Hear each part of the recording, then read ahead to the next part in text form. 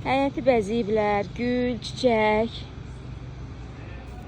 Bax, bura blokdan girəcəm. Bir otaqlı mənzil axtarıram çəkməyə ki.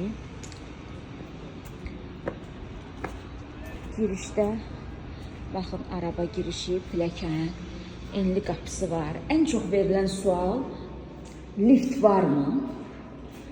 Ən çox verilən sual budur.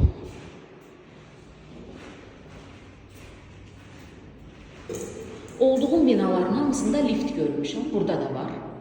Bax, sual verənlər arxayın olsun.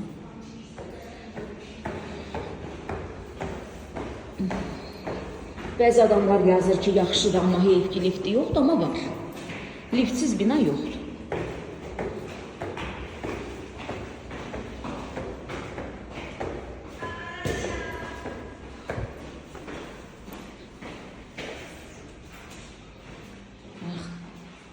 Lift qalxır bura. Buradan da girdik dəhlizə. Bu fərqli modeldir, fərqli dəhlizdir. O 2 otaqlı, 3 otaqlını çəkdiyimdə dəhliz başqa cürdür. Qoy görək bir otaqlı bunun hansıdır.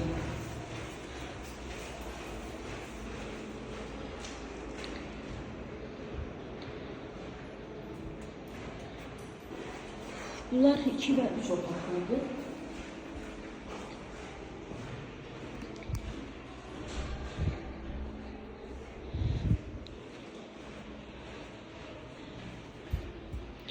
Bu da 2 otaqlıya oxşuyur.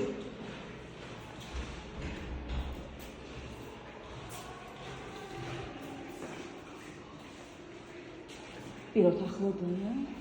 Bəs bu görəsən. Buna baxaq.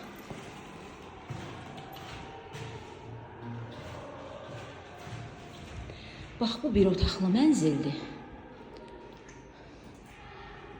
Belə girirsən.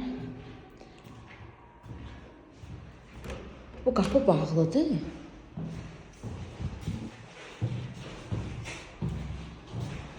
Bu mətbəxdir. Bu da məscidə baxan istiqamətidir binanın. Baxın, görünür.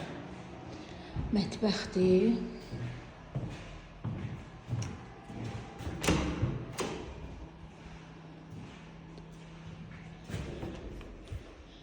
Bu da hamam tualet.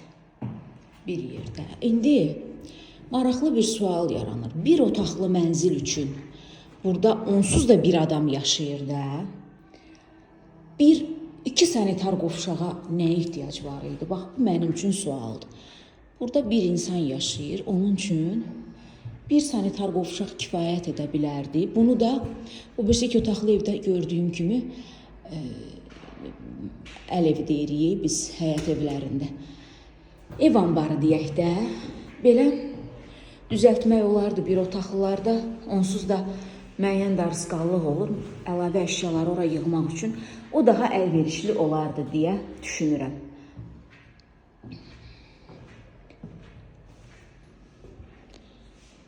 Bu qonşu 3 otaqlıdır. Da eyni modeli o birisi binada çəkmişdim, bura girmirəm.